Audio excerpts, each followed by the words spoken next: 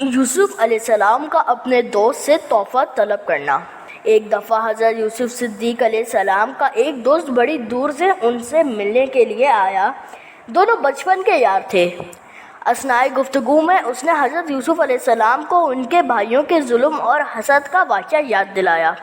آپ علیہ السلام نے فرمایا کہ وہ مصیبت ایک زنجیر تھی اور میں ایک شیر۔ جس طرح شیر کی زنجیر میں جکڑنے جانے سے کوئی اہانت نہیں ہوتی، اس طرح میں نے بھی قید میں پڑھ کر کوئی بے عزتی محسوس نہیں کی اور اللہ سے شکوہ نہیں کیا۔ اگر شیر کی گردن میں زنجیر پڑی ہوئی ہو تو بھی وہ زنجیروں میں جکڑے ہوئے تمام جانوروں کا سردار ہوتا ہے۔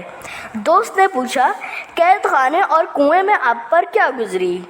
فرمایا، جیسے چاند کا حال زوال کی راتوں میں ہوتا ہے۔ اس گفتگو کے بعد حضرت یوسف علیہ السلام نے اس سے کہا کہ ارے میاں، تو میرے لیے کیا سوغات لایا ہے؟ ذرا وہ تو دکھا۔ دوستوں کے پاس خالی ہاتھ جانا ایسا ہے جیسے آٹے کی چکی پر بغیر گیہوں کے جانا۔ مہمان دوست حضرت یوسف علیہ السلام کے مطالبے پر بہت شرمندہ ہوا اور کہا کہ میں نے آپ کے شایان شان تحفہ ڈھونڈنے کی بہت کوشش کی لیکن کامیاب نہ ہوا۔ یہ کہہ کر اس نے بغل سے آئینہ نکالا اور حضرت یوسف علیہ السلام کے سامنے رکھ دیا۔ کیونکہ حسین آدمی کے سامنے آئینہ آتا ہے تو وہ اسی کے دیکھنے میں مشغول ہو جاتا ہے۔